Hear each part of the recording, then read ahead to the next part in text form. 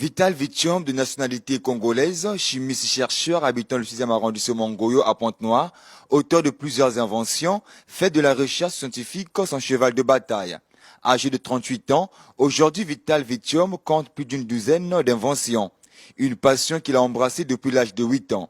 Parmi ses inventions, la pile manioc, une pile faite à partir du manioc avec une autonomie de 2 semaines. Une invention qui date de 1999, la toute première. Si j'utilisais tout le manioc entier, si j'avais un convertisseur ou bien un onduleur, ça me donnait 220 volts. Avec le manioc aussi, vous pouvez regarder la télé. On peut faire aussi des installations avec le manioc. L'avantage du courant du manioc, le manioc est renouvelable. Si on a des plantations de manioc, donc on peut électrifier tout Pointe-Noire ou Brazzaville juste avec le manioc. On n'aura plus besoin d'électricité du barrage, juste avoir beaucoup de plantations des tubercules à manioc. Et on fait des mini-transfos et on aura l'électricité écologique, donc qui n'est pas toxique, qui est durable.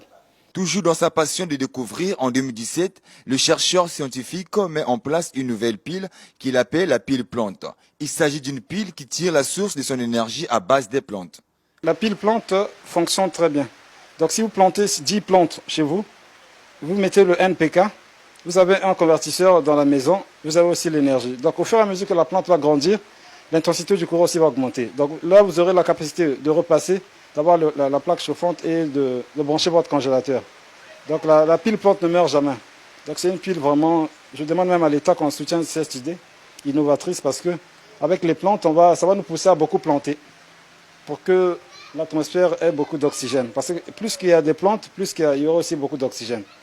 Donc la pile plante vraiment est très écologique. Là, avec 2 plantes, je peux charger le téléphone. Je peux avoir la lumière, je peux planter à tubercule de manioc pour le sakasaka, ça marche très bien. L'oseille, les papayers, tout ça marche. Parce que les plantes pour vivre ont besoin de chaleur et de soleil. Donc sa nourriture organique est essentiellement constituée par le dioxyde de carbone qui est contenu dans l'air. Donc sa nourriture minérale est puisée dans le sol. Donc les éléments de base sont l'azote, le phosphore et le potassium. Donc c'est la trilogie NPK. Donc là, ça marche avec toutes les plantes. Très fan de la chimie, malgré les difficultés qu'il rencontre, ce chimiste ne baisse pas les bras. En 2018, il crée la lampe charbon et une allumette faite à base des yeux de poisson. Ouais, la lampe garantit une grande sécurité, sauf qu'au niveau de la prise, il ne faut pas mettre le doigt, parce qu'il là, il y a du 220 volts. Donc là, il y a c'est comme le courant de la maison, c'est juste au niveau de la prise. Donc ce petit pot a la capacité d'alimenter 7 ampoules économiques avec 2 postes téléviseurs, plus un décodeur. Donc ça n'a pas d'inconvénient. Donc le feu va apparaître. Ça vous permettra de récupérer le feu et de faire tout ce que vous voulez, quoi.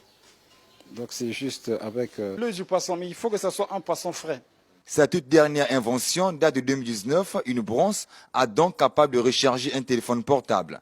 Juste avec la brosse, on va faire ça, on va vendre ça un petit coup. On peut le faire à 300, à 200 pour que tous les Congolais aient la facilité de charger le téléphone juste en mettant de la salive sur leur brosse à charbon et ils vont charger leur téléphone. Des inventions qui peinent à voir le jour par manque de soutien. Il sollicite l'appui du gouvernement congolais dans ses recherches afin de permettre aux Congolais de consommer leurs œuvres. Ouais, j'ai même ce projet. Il y a une école qui me demande que je leur électrifie avec le manioc. Je suis en train d'étudier déjà, donc je vais faire ça. Si l'État peut soutenir, ça serait une bonne idée. Né à Brazzaville, Vital Vitium, chercheur chimiste, effectue ses travaux de conception et de développement grâce à l'énergie renouvelable.